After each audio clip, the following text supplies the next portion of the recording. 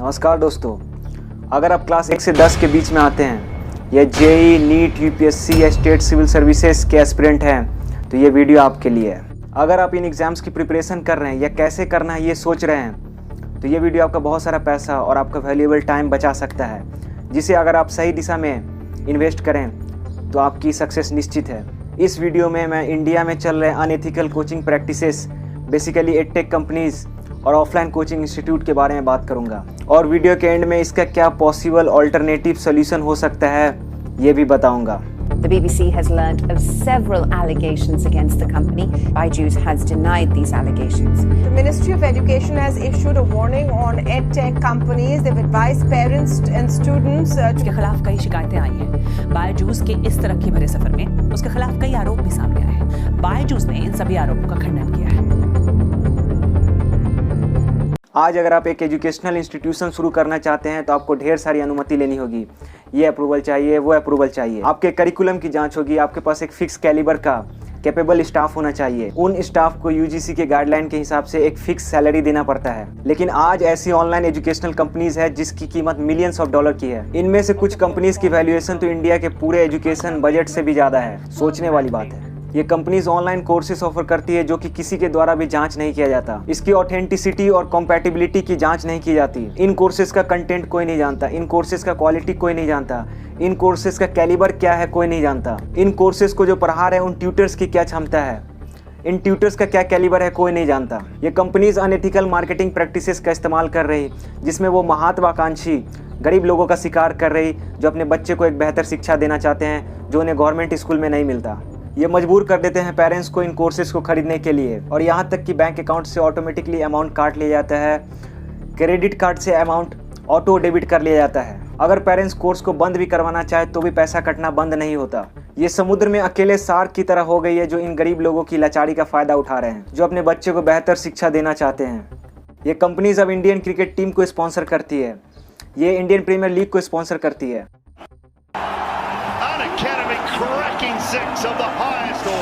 बड़े बड़े सुपरस्टार्स को हायर करती है अंधाधुन एडवर्टीजमेंट चलाने के लिए।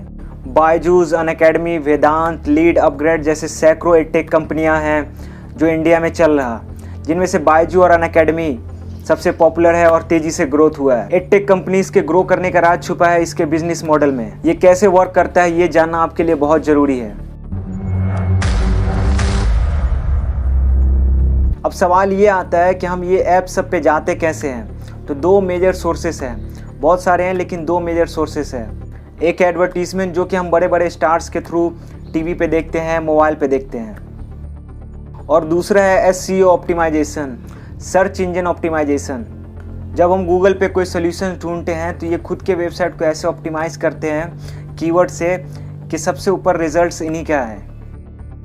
एक बार आप ऐप डाउनलोड करते हैं और फिर लॉगिन करने के लिए और 15 डेज़ का फ्री ट्रायल देने के लिए यह आपसे आपका नंबर मांगती है और बस खेल यहीं से शुरू होता है।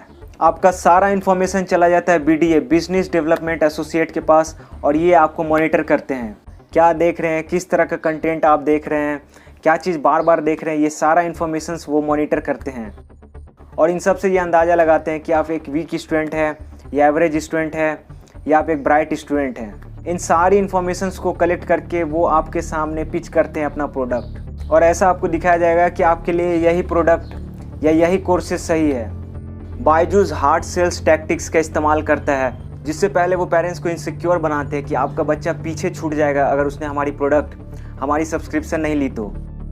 पहले खुद इनसिक्योर बनाते हैं बच्चों से हार्ड और ट्रिकी क्वेश्चंस पूछ के, ताकि बच्चा ना बता पाए, और पेरेंट्स के सामने ऐसा दिखाया जाता है कि आपका बच्चा बहुत वीक है और इस कम्पिटिटिव वर्ल्ड में सर्वाइव करना है तो बायजूस ही एक रास्ता है।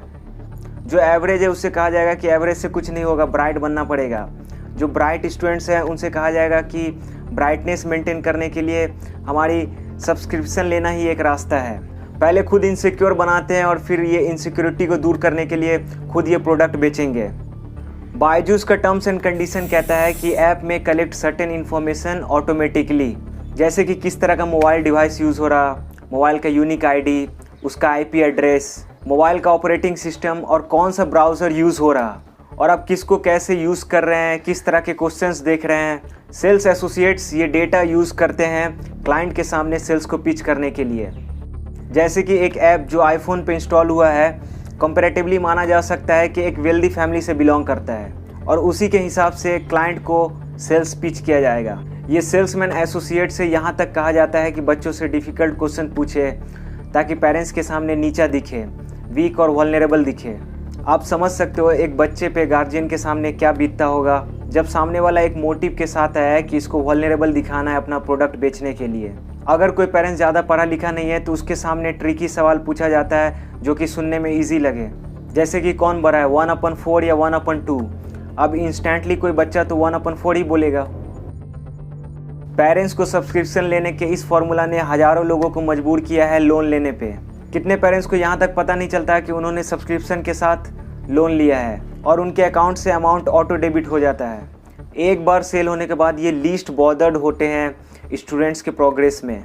बीबीसी ने कई पेरेंट्स से बात की जिन्होंने कहा कि उन्हें 1-on-1 ट्यूटरिंग और मेंटरिंग का वादा किया गया था, लेकिन ये कभी भी फुल्ली एप्लीकेबल नहीं हुआ। अगर कोई ऑप्ट आउट करना चाहता है तो रिफंड के लिए महीनों चक्कर काटने पड़ते हैं। यही सबको देखते हुए मिनिस्ट्री ऑफ एजुकेशन ने एक एडवाइजरी जारी किया इन एडटेक कंपनी से सावधानी बरतने के लिए, जैसे कि एडटेक कंपनीज के विज्ञापनों पर आंख बंद करके भरोसा ना करें, किसी भी लोन के लिए साइन अप ना करें जिसके बारे में आपको जानकारी ना हो, कोई भी एडटेक एप्लीकेशन को उसकी पुष्टि किए बगैर उसे इंस्टॉल ना करें, सब्सक्रिप्शन के लिए डेबिट और क्रेडिट कार्ड का रजिस्ट्रेशन ना करें, एडटेक कंपनीज द्वारा दिखाए गए सक्सेस स्टोरीज पर उचित जांच के बिना भरोसा ना करें क्योंकि वो ज़्यादा दर्शकों को इकट्ठा करने के लिए एक जाल हो सकता है। It's not worth it.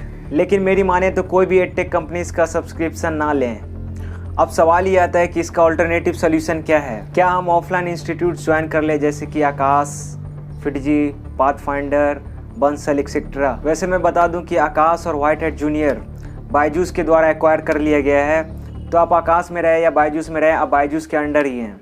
तो क्या हम ऑफलाइन इंस्टीट्यूट्स ज्वाइन कर ले जहां साल का 1.5-2 लाख देना पड़े, जिसमें कोर्सेज़ का कंटेंट क्या है कोई नहीं जानता, कोर्सेज़ का क्वालिटी क्या है कोई नहीं जानता, इसका कैलिबर क्या है कोई नहीं जानता, या कोटा जैसे कोचिंग हब में चले जाए जहां कोर्सेज़ का 1.5-2 लाख और रहने खाने का अलग से लगता है। क्या हम ऑफलाइन कोचिंग इंस्टीट्यूट्स में पढ़ें? तो मेरा जवाब है ना। ये ऑफलाइन कोचिंग इंस्टीट्यूट्स भी एडटेक कंपनी से कम नहीं है। ये ऑफलाइन कोचिंग माफिया है। ये भी मार्केटिंग गिमिक्स का इस्तेमाल करते हैं अपनी तरफ स्टूडेंट्स लेने के लिए। बड़े बड़े होर्डिंग, सक्सेस स्टोरीज। कोई इंस्टीट्यूट क्लेम करता है कि उनका 80% सक्सेस रेशियो है, तो कोई इंस्टीट्यूट क्लेम करता है कि उनका सक्सेस रेशियो 90% है।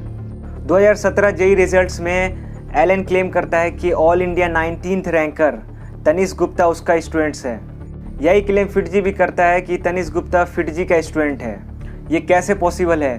हो सकता है उसने किसी एक इंस्टीट्यूट से टेस्ट सीरीज़ लिया होगा, लेकिन अगर आप ध्यान से देखें तो दोनों इंस्टीट्यूट दिखा रहे कि तनिष्क गुप्ता उनका क्लासरूम स्टूडेंट है। ये तो कुछ भी नहीं है। ये देखिए, एक स्टूडेंट 6 इंस्टीट्यूट से टॉप कर रहा है। यही कोचिंग का सेम दिक्कत है यूपीएससी एस्पिरेंट के लिए। एक आईएएस ऑफिसर शेयर करते हैं कि उन्होंने यूपीएससी के लिए कोचिंग पर पैसा खर्च किया था, लेकिन ये उसके लायक नहीं था। हजारों यूपीएससी एस्पिरेंट ये दुविधा में होते हैं कि उन्हें कोचिंग लेनी चाहिए या नहीं लेनी चाहिए, और इसी कन्फ्यूज़न में वो कोचिंग ले लेते हैं और उनका कुछ नहीं होता। तो क्या सोल्यूशन है जेई का, नीट का, यूपीएससी का, क्लास 1 से 10 के बच्चों तक का? पहले मैं यूपीएससी का बताऊंगा, फिर नीट, जेई का, फिर क्लास 1 से 10 के बच्चों तक का। तो यूपीएससी के लिए क्या हमारा अप्रोच होना चाहिए कि हमारे पेरेंट्स का मेहनत से कमाया हुआ पैसा गलत जगह बर्बाद ना हो, हमारा समय सही जगह उपयोग हो और हमें निश्चित रिजल्ट्स मिले। तो जवाब है सेल्फ प्रिपरेशन। कई आईएएस ऑफिसर्स बताते हैं अपने इंटरव्यूज़ में कि कैसे उन्होंने घर से प्रिपरेशन किया और दिल्ली जाना अननेसेसरी था जब सारी रिसोर्सेज ऑनलाइन अवेलेबल है। कई आईएएस ऑफिसर्स बताते हैं कि आप शुरुआत के दिन में क्लूलेस और अंडर कॉन्फिडेंट महसूस करेंगे कि एग्ज़ाम्स को अप्रोच कैसे करना है। उन्होंने शुरुआत में सिलेक्टेड कैंडिडेट्स के आर्टिकल्स और वीडियोस को देखा, काफ़ी समय दिया एग्ज़ाम्स के बेसिक्स और सिलेक्टेड कैंडिडेट्स के स्ट्रेटेजी और अप्रोच को समझने में। इससे उन्हें रीडिंग मटेरियल्स चुनने में और ऑनलाइन प्लेटफॉर्म चुनने में मदद मिली जहां सारा रिसोर्सेज फ्री में अवेलेबल हो। तो उनका फॉर्मूला था कि अगर ज़्यादातर सिलेक्टेड कैंडिडेट्स ने कुछ बुक्स और वेबसाइट्स को रेफ़र किया है तो उसमें कुछ तो बात होगी। शुरुआत में उसने इस तरह के रिकमेंडेशंस को ब्लाइंडली फॉलो किया, और जब बाद में एग्ज़ाम्स की बेहतर समझ आने लगी तो उसने स्टडी मटेरियल्स और ऑनलाइन मटेरियल्स को अपने अनुकूल चुना जो उसकी प्रिपरेशन को सूट कर रहा था। एक कोचिंग इंस्टीट्यूट आपको सेम मटेरियल और कंटेंट पढ़ाएगा जो कि आप खुद से पढ़ सकते हैं। तो क्या ज़रूरत है इतनी मोटी रकम चुकाने के लिए उस चीज़ के लिए जो आप घर पे बैठ के खुद से कर सकते हैं? रवि कुमार सिहाग, जुनैद अंसारी, सृष्टि देशमुख, सलोनी वर्मा, प्रखार सिंह, सत्यम गांधी कुछ एग्जाम्पल्स है जिन्होंने सेल्फ स्टडी और फ्री ऑनलाइन रिसोर्सेज का इस्तेमाल करके यूपीएससी निकाला। कोचिंग इंस्टीट्यूट्स उस समय फले फूले जब एस्पिरेंट्स के पास एक्सेस नहीं था स्टडी मटेरियल्स का और गाइडेंस नहीं था एग्ज़ाम का। कोई सोशल मीडिया नहीं था, ऑनलाइन प्लेटफॉर्म और गाइडेंस अवेलेबल नहीं था जहां से मटेरियल और इन्फॉर्मेशन का एक्सेस मिल सके। जेईई और नीट स्टूडेंट्स को कोई ज़रूरत नहीं है 1.5-2 लाख कोचिंग और सब्सक्रिप्शन पे बर्बाद करने की। आपको चाहिए तो केवल स्टडी मटेरियल्स। आप ये स्टडी मटेरियल्स अपने स्टेट के बुक मार्केट से या कोटा से किसी भी कोचिंग का स्टडी मटेरियल्स मुश्किल से 4-5 हज़ार में मंगवा सकते हो। ये कुछ स्टैट्स है जो मैं आपको बताना चाहता हूँ। 2013 में 52% स्टूडेंट्स ऐसे थे जो सेल्फ स्टडी करके जेईई एडवांस क्रैक करते हैं। 2015 में 50%, 2016 में 52% और 2017 में फिर से 50% स्टूडेंट्स ऐसे थे जो सेल्फ स्टडी करके आईआईटी जाते हैं। जैसा कि आप ये ग्राफ में देख सकते हैं। आपको चाहिए तो केवल स्टडी मटेरियल्स। आपको कोटा में हर एक कोचिंग इंस्टीट्यूट का स्टडी मटेरियल मिल जाएगा, बाकी ऑनलाइन अवेलेबल फ्री रिसोर्सेस है ही। क्लास 1 से लेकर 10 तक के बच्चों को कोई ज़रूरत नहीं है बायजूस और अनअकैडमी जैसे एडटेक कंपनीज़ में स्कूल के अल्टरनेटिव्स क्लास करने की। एक 12 साल के बच्चे को बायजूस, अनअकैडमी और कोडिंग करने की ज़रूरत नहीं है। उसे ज़रूरत है तो कैरेक्टर बिल्डिंग, मॉरल वैल्यूज़ की।